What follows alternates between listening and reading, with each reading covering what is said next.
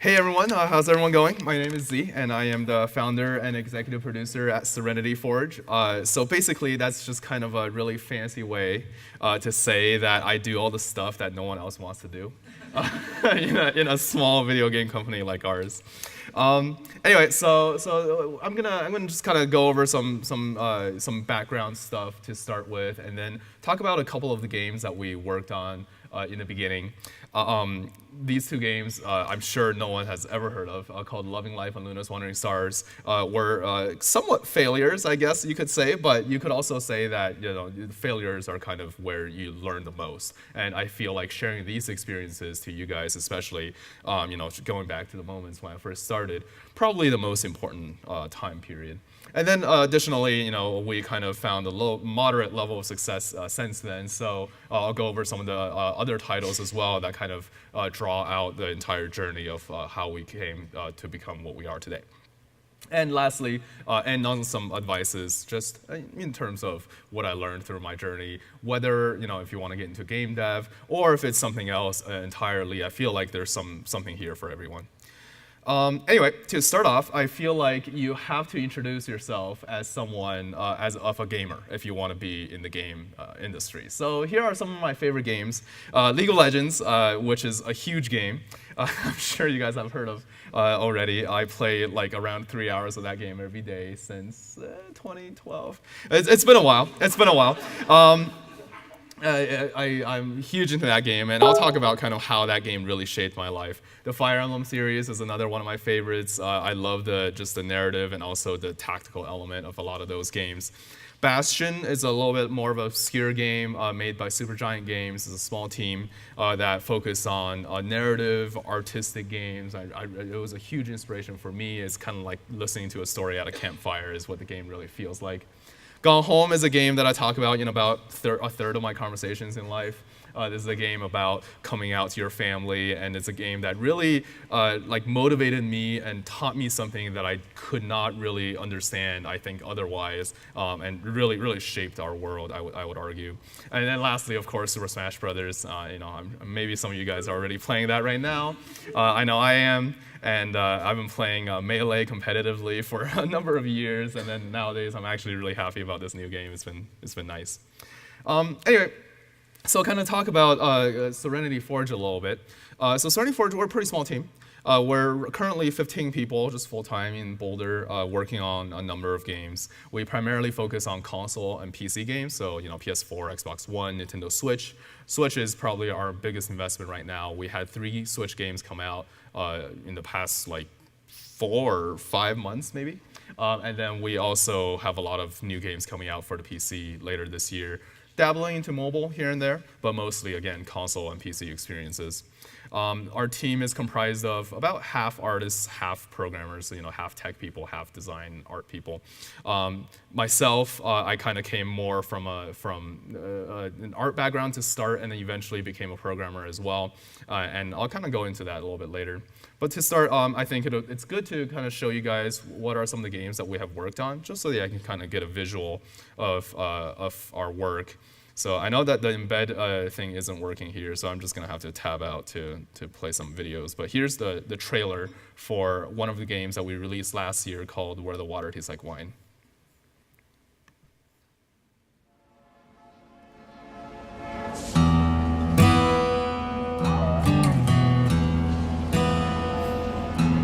If I turn my eyes from these cold blue skies, won't stay my worry, won't calm or quell. I can say my piece, I can barter my tale, won't ease my burden, but I might as well. There's a heavy hand laid across this land, and it steers my journey and it guides my path. Press on, head high till the ink is run dry, 'cause my story ain't right till I'm home again.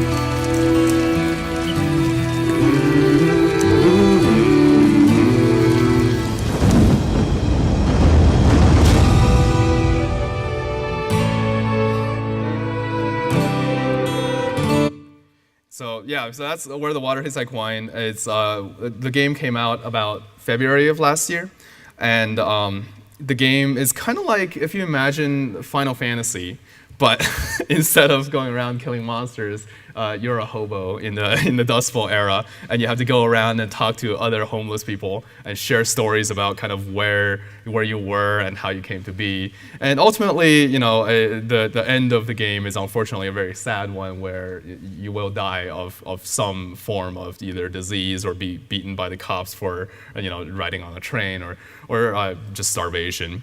It's kind of our commentary on a lot of the economic situation in the early 1900s in America, as well as just a way to show that maybe life, there is, even when you're in such a dire situation, there's a lot of meaning to life. There's a way for you to see the silver linings. You can, instead of collecting money, maybe it's better to collect friends and collect experiences.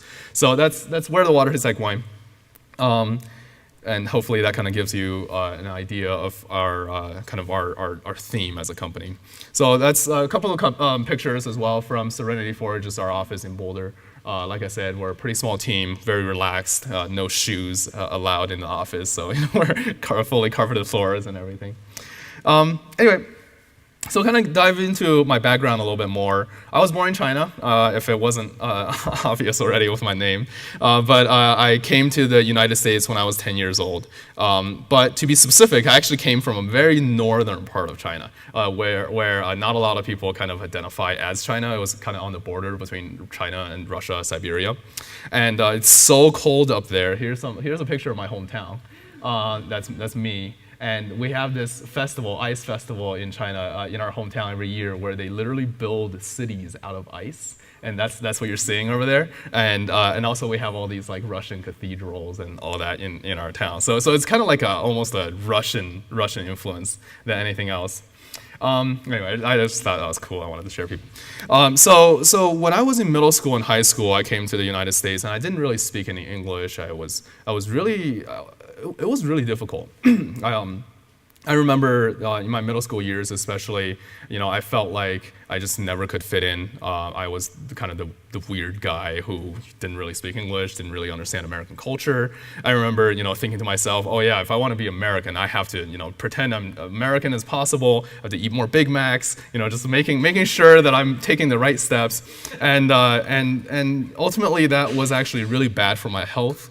I secluded myself very often to just stay home, play video games. I didn't do very well in school. We had a lot of family issues as well, just my parents thinking that I'm not really going anywhere with my life. So here's a picture of me when I was in high school, actually, in the middle with my parents. I weighed something like 250 pounds. It was not healthy by any means. And honestly, it was kind of the reason why a lot of the stuff ended up happening to me. So I'll go ahead and share with you a video of me in 2008. So it was 10 years ago. It was my first semester in college. And this video kind of set the foundation for a lot of things. A lot of things that I'll be talking about soon.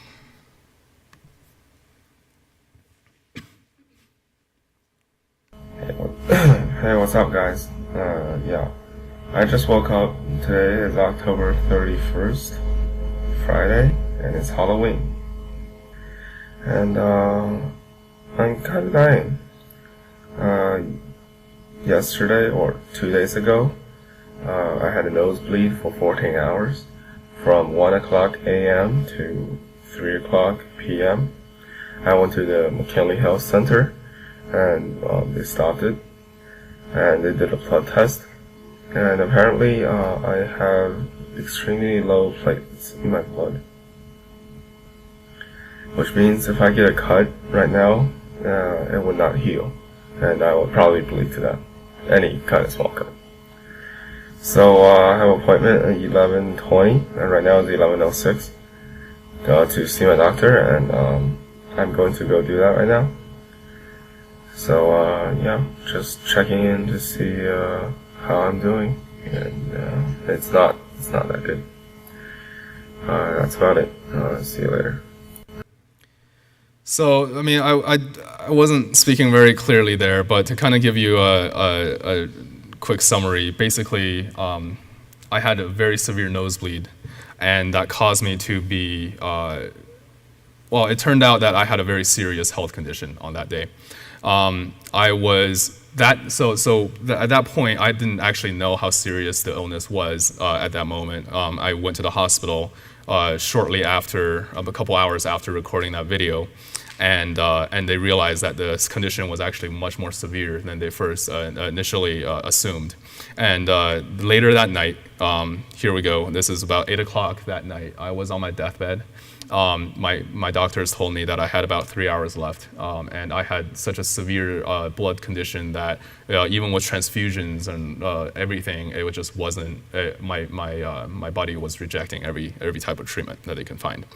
So that was a very tough moment for me. I was 18 years old. I was very far away. I was in Illinois at this time, and I remember, talking to my parents and telling them about the news, and they just jumped in their car and started driving over from Boulder as fast as they could, hoping that they could see me one last time. And at that moment, I really thought to myself, like, is that it? Was what after all these 18 years, this is what I had. This is what I have to offer to the world. Okay. Obviously, I didn't die, so I'm still here. I'm still here. But what happened was that it turned out that I had a severe illness that was kind of one of the first cases in the world. It was a very rare form of ITP, which is the full term is idiopathic thrombocytopenic purpura, which basically means my body's immune system feels like all the platelets, which clogs your blood, are bacteria. So it just kills everything that tries to clog my blood. So I'm just bleeding everywhere around my body.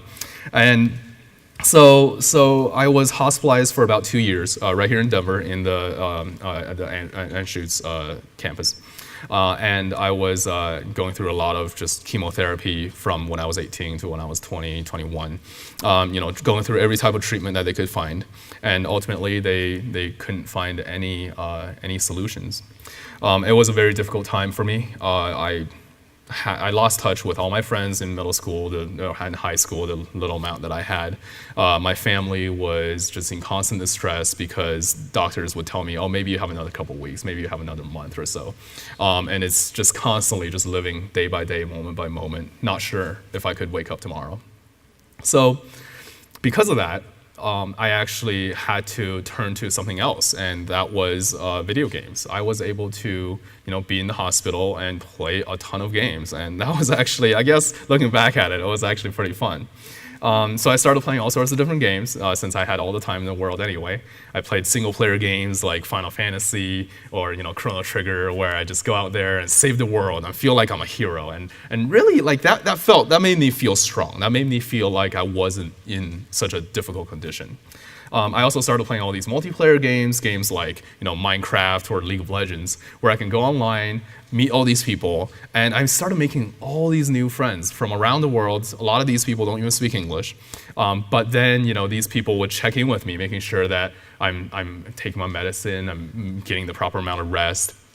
I actually ended up meeting a particular person, a friend of mine, through an online game that turned out to be a medical researcher who introduced me to one of the world's best hematologists, and then ultimately gave me a ton of advice on how to deal with my situation.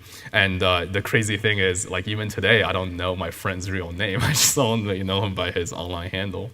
So, in a way, you could say that video games really saved my life. And by 2011, I was actually starting to recover, even though there weren't really much treatment. And I was able to transfer back to CU Boulder and continue my education there. I graduated from CU Boulder in 2014 with a finance degree, which is essentially the only thing. I was really into math, and that was kind of the closest thing that I was able to get. That's pretty much my journey when it comes to being able to find value in games. My first year in college, going back to CU, I thought back and just thought about these moments when I first was in the hospital, kind of going through a lot of these difficult situations.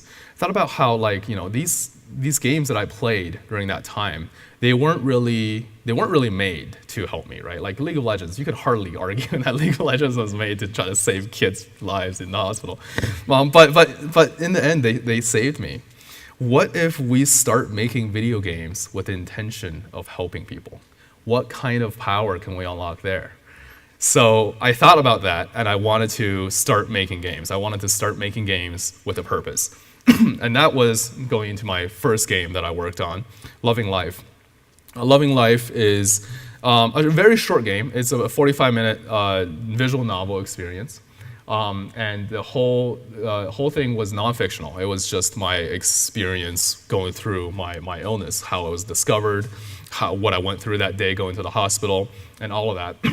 I even drew my friends who helped me get to the hospital, all that into the game. It was just a free, 45-minute experience. I released it online during my freshman year. And about a month after release, I launched it for free, obviously, just a short, like a thing that people can download. About a month after I released the game online, I received this email from a kid in Spain. I think he was in his final years of high school in Spain. And he didn't speak English. He was typing all these broken English sentences, but I was able to kind of make out what he was trying to say. He told me that he wanted to thank me for making this game. He said that actually he's been contemplating suicide for a number of years now, and he was actually planning for it in these upcoming weeks. And while he was looking for resources online, he came across my game, and he said, he played it, and it was so inspirational to him to be able to see life in such a different perspective that he decided to not only stop, whatever it was that he was planning. He decided to go enroll into a game design college and become a game designer himself and start to, share his own experiences. And that to me, as a freshman in college, that to me it showed that I did something. Like I was able to achieve something, whether or not, I made a huge impact. I know that it at least affected this one person, maybe more out there with this small project. Maybe I was onto something. Maybe I should keep on doing that. And that was very motivational for me.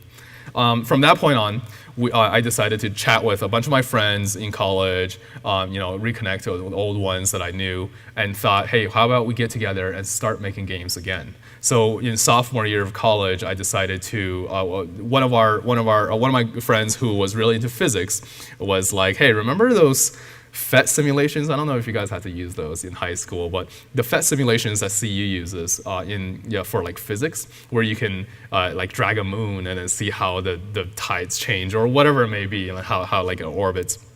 Remember those simulations, how boring they were in class, essentially? What if we make that into a game? Because it's actually really fun. Like, physics can be fun. So we decided to work on this game called Luna's Wandering Stars, which we actually use 100% real physics in this game, but it plays like a normal puzzle game. So when you're playing the game, you're almost like being tricked into learning physics, learning rocket science without realizing it. So I'll go ahead and play a trailer for this game, too, so that you guys can get a good sense of how it works.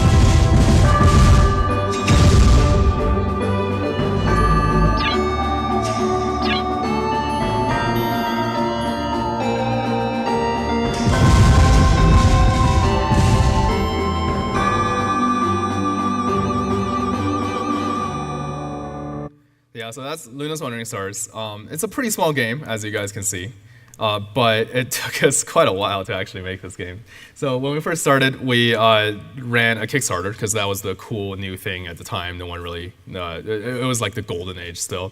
And we ran a Kickstarter, and we made about $6,000 off of that, which is really nothing in comparison to what Kickstarter, what other projects made. But we were still just college kids, and we thought, hey, that's awesome. We now have ramen for a whole year. So that's kind of what we did. We just kind of worked out of a basement whenever we're not in class and kept on working on this game. Took us about 2 years, 2.5 years to finally finish it.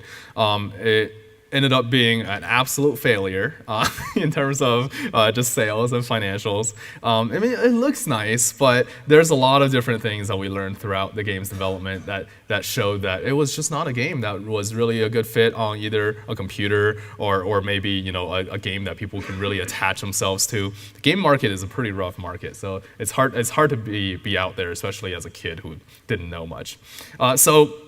We ended up learning a lot from this, and despite the fact that we didn't really make any money off of making this game, we actually ended up being connected to a lot of educational institutions, a lot of people who are making educational games or making new toys that are very focused on education. And by the time I was a senior in college, our company had an offer to work on this new project, which was an educational game, and they were, I remember I was in class one day, just taking notes, falling asleep, and I saw the Gmail come through, and the guy's like, oh, how about this? We'll pay you $30,000 a month, and you can go ahead and work with us, and start working on this educational game. And I thought to myself, do I care about this class, or do I want to secure this $30,000 per month contract? And so I got up and left, and I took that call, and then we secured a contract, and I barely went to class for the rest of the semester, and that's how our company essentially got started. We were definitely very lucky. I mean, I would say that anyone who says that they got everything in their lives by themselves is either delusional or lying. We were very lucky in the sense that kind of just fell into our laps, and what we did before really luckily rolled into something that kind of kept us going. But with that type of contract work and then just that type of funding, we were able to start the company and kind of keep on going forward. So these two games, even though they themselves weren't necessarily financial successes or even massively successful in any way, it was able to kind of start us to become a company after college. And because of that, I never really had to work anywhere else besides some brief work in the finance industry here and there, like the Federal Reserve.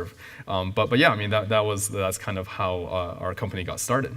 So after Luna's Wandering Stars was finished and launched, we thought to ourselves, well, that game was boring. So how about let's make a game that's actually fun? So I thought to myself, okay, well, arcade games are pretty fun. How about let's try to make an arcade shooter, but you're not allowed to shoot, and the only way to live is to turn your enemies into your friends. How about that? So this is Pixel Galaxy, and this game took about 8 months to make, which is actually probably our shortest project. But it was very effective in our test of just trying to make something that was fun and addicting for pretty much anyone who wants to try it out.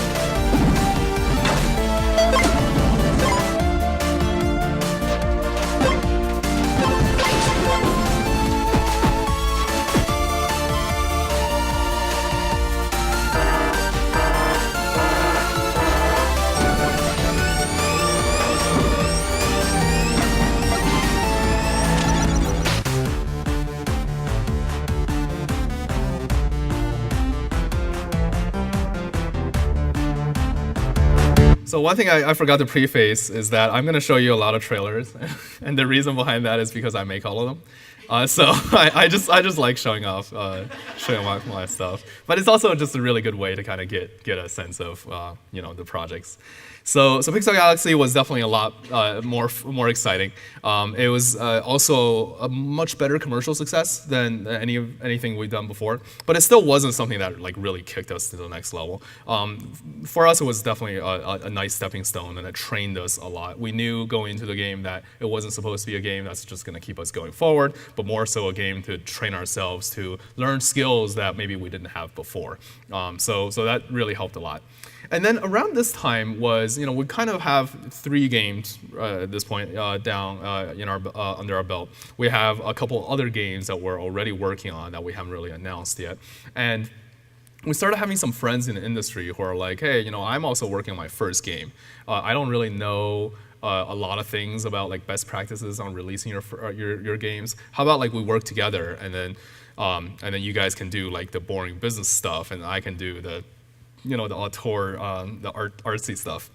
And I thought to myself, yeah, why not? I looked at these games and I thought these are really, really awesome games and games that I absolutely love. Why not work with these people to kind of provide them that type of service? And that service is called being a publisher, essentially, for a smaller game studio setting. It's not the same as like a large publisher who are just dishing out money. We were able to, with some game sales, we were able to have some savings that's able to provide some type of funding for some of these smaller, single-person publishing studios. But it still wasn't like nothing compared to a AAA studio. Anyway, so the next game that we launched was Four-Sided Fantasy, which was a collaboration between us and Ludo Land. And this is a game that was it's kind of like Mario, but whenever you get stuck, you have to pause the screen and wrap around your monitor. So I guess I'll show you the video. It's probably easier.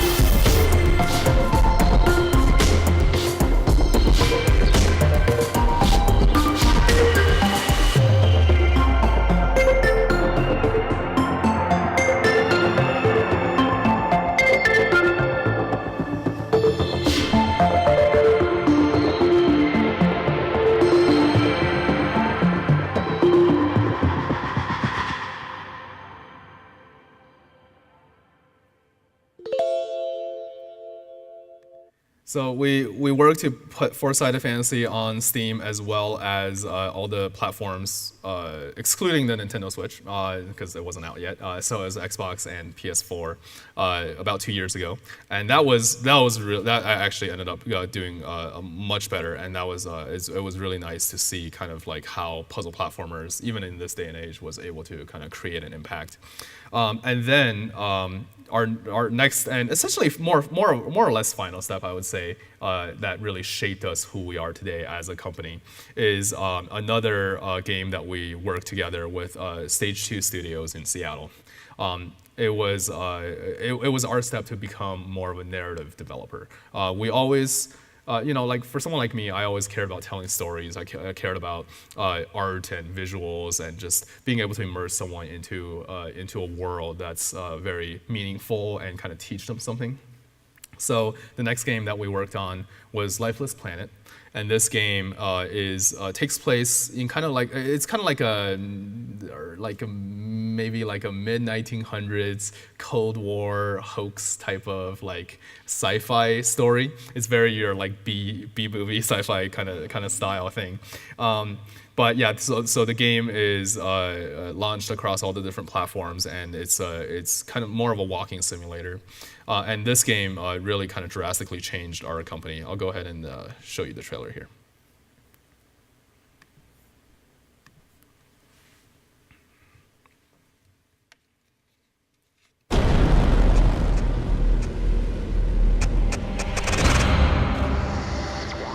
I understand that even at twice the speed of light, your journey will take 15 years. That's right. We'll be traveling so fast, our spacecraft will arrive at the planet before the transmission of this interview does. How do you prepare for this one-way mission, knowing you will never return to Earth? I have a crew of very skilled and focused individuals. We all have a deep desire to explore. And frankly, we also have a few attachments here on Earth. You weren't always alone though, right? I am told you were once married. Yes, that's right, years ago. But then your wife turned up missing one day. Yes, ma'am, and I went looking for her. I searched for her day and night.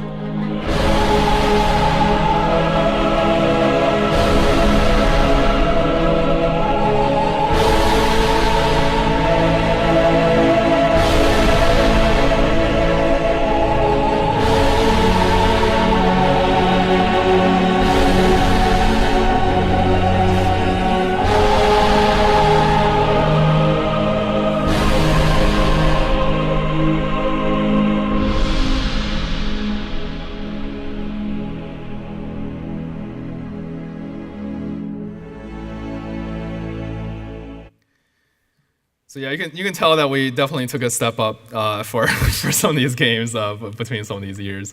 But yeah, so Lifeless Planet ended up being kind of the defining game that really shaped our studio.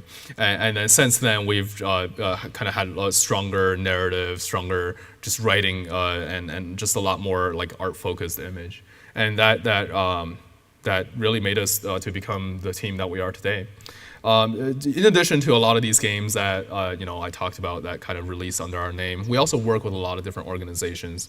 For example, top left there, that's a statue of St. Jude Thaddeus. That's what St. Jude Children's Hospital is named after. And bottom right is actually the Botanic Gardens in Denver, because we work a lot with hospitals and museums and stuff. With St. Jude in particular, we worked with them to install these giant walls of displays. So what happens is, we made these 4 games for all these terminally ill children between the ages of 5 to 10. These children usually have very low mobility when they're in the hospital. So we created these games using the Microsoft Kinect, where you can kind of roll out your wheelchair, go to the hallways, and just like put your arms out and fly around like an eagle and really feel a sense of freedom while you're going through chemotherapy as a kid. So, a lot of these projects that we take on as a company, we focus on just what kind of value can we provide, why are we doing these projects, and how is it helping our world in some way. So yeah, that's kind of where we are today. We work on projects with collaborators, folks like Disney or Fox or Paramount, and we also work on our own games, that we release on consoles or PCs. and yeah, we're still going strong going forward. So next, kind of want to go into a little bit about just advice on people who are kind of getting started in your position. I was there once, and how I can kind of help you guys. So can I get a raise of hands who actually wants who wants to get into game dev? Like who wants to become a game developer? Okay, so I think I kind of broke this down into 2 different groups. The first part is going to be more so tools, specific tangible things that you can use, especially if you want to get into game dev. Either if you're a narrative person or an art person, this is going to be very helpful for you to build your portfolio and also kind of land your first job or make your own first project. So, and then the second part is a little bit more general. That's aimed towards everyone, just kind of like what I experienced when I was in your position. So to start, the most rudimentary tool out there for any game developer, I would argue, is this tool called Twine. You can see it at twinery.org. I don't know if you guys have used it. I'm guessing not so much in school. Yeah, but so Twine is a tool where you're able to write your own branching dialogue and make narrative choices. In a way, you could see it as like a choose your own adventure book system, where you can kind of write these things and then you give the player a choice like where you want to go, and then the next thing would happen. But you can also attach like audio and video and videos and pictures and whatever. So there's absolutely no programming knowledge required. If you're someone who is very much exploring a writing career, this is the tool to pick up. You absolutely have to do this. In fact, I know a lot of game companies use this as an interview tool, where they require you to make a 5-minute interactive experience using Twine. Essentially, it's just like this game that you kind of read through.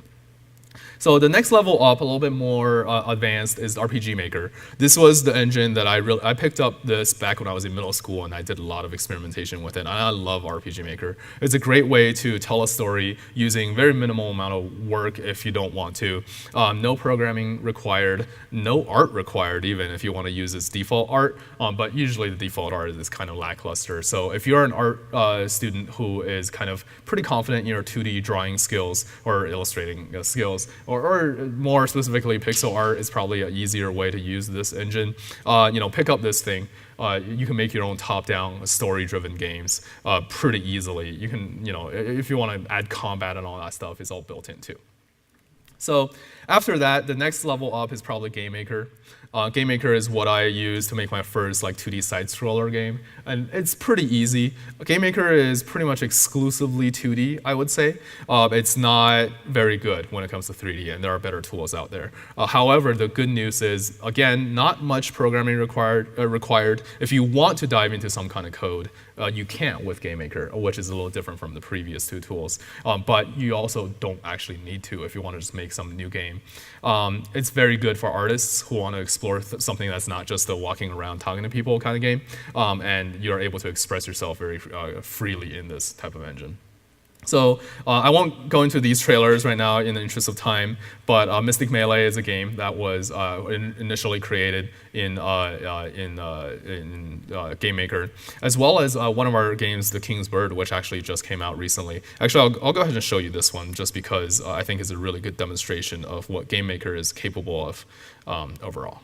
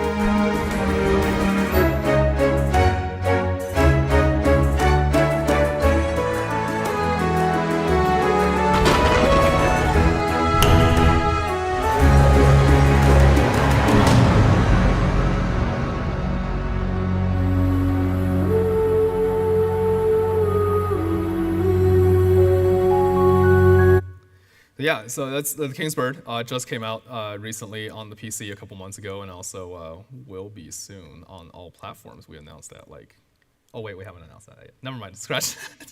Ignore what I said.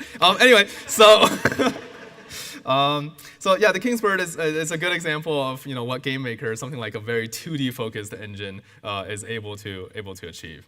And then lastly, I'm sure most of you have heard of this at this point, but Unity. If you haven't heard of, definitely check it out. Unity is the engine to go when it comes to making video games. You can make some stuff without any programming knowledge, but generally you do want to know a little bit of coding in order to do it. A lot of 2D games are made with this. A lot of 3D games are made with this. Something like 95% of all video games are made in Unity at this stage using C#. So here are just some games that we did on Unity as well. So definitely go check it out when you can. So lastly, just some advice when it comes to just general advice for everyone who is currently in your stage.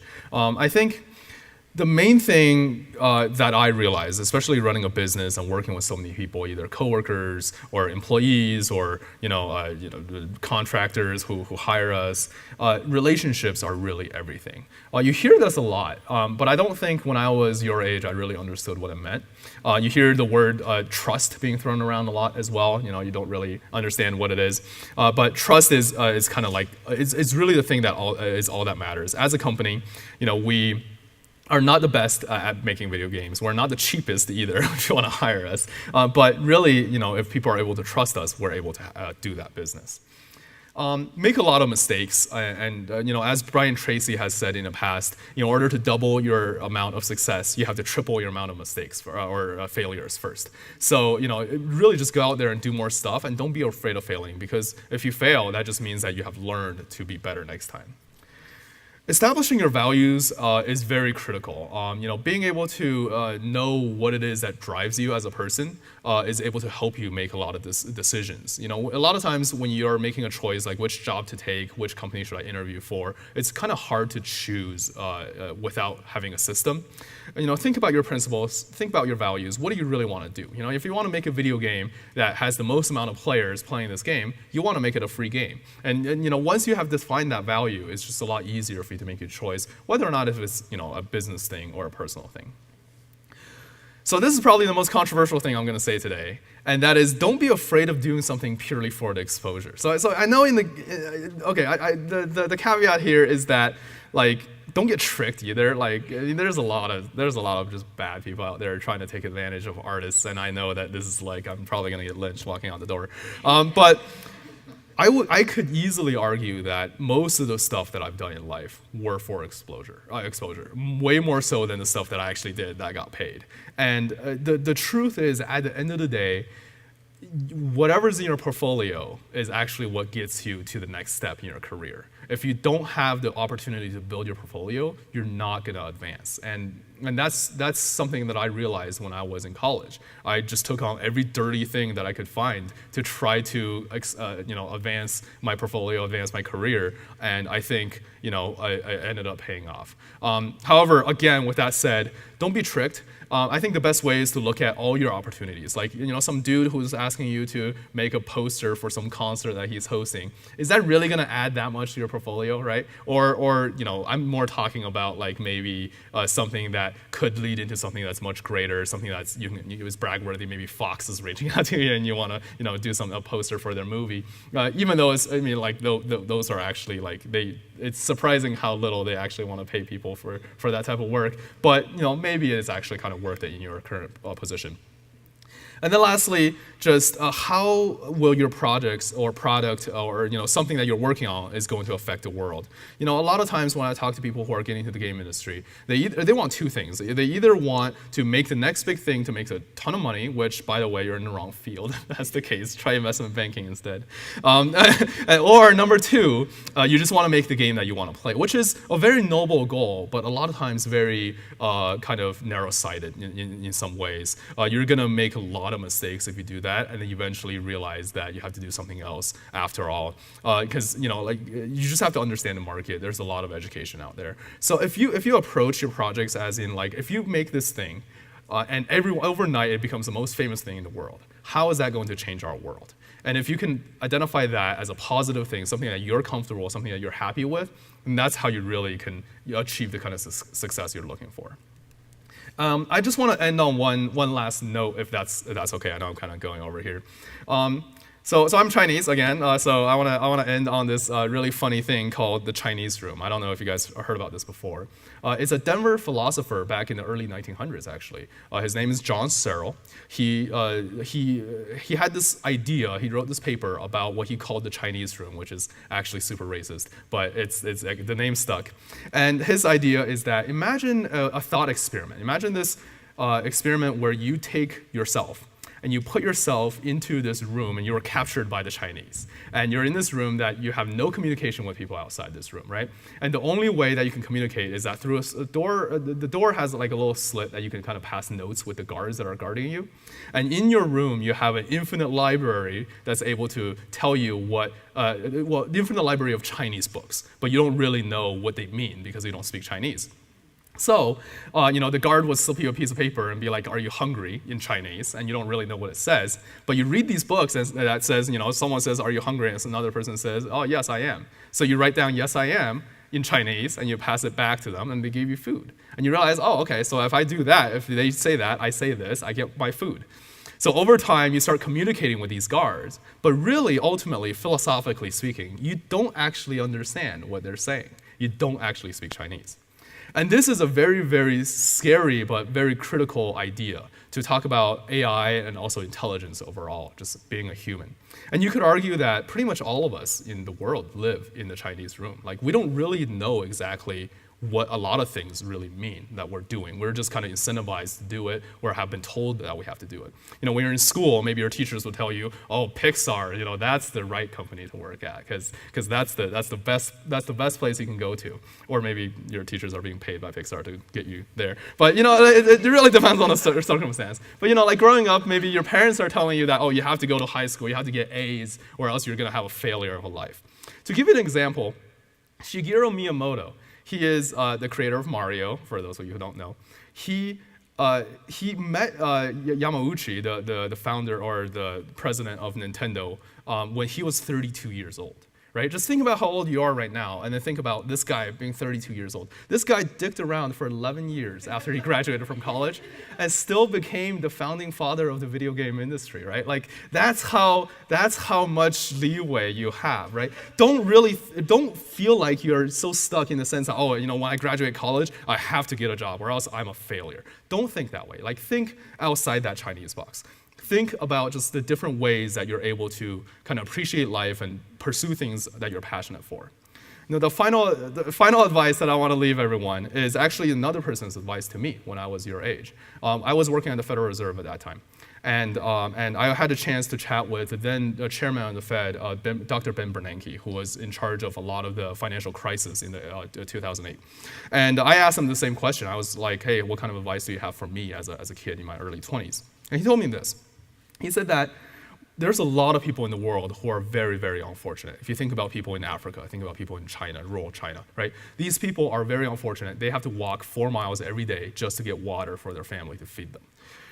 If you think about how lucky you are, if you think about just how fortunate you are in comparison to these people, right? You have just all the resources in the world compared to them, right?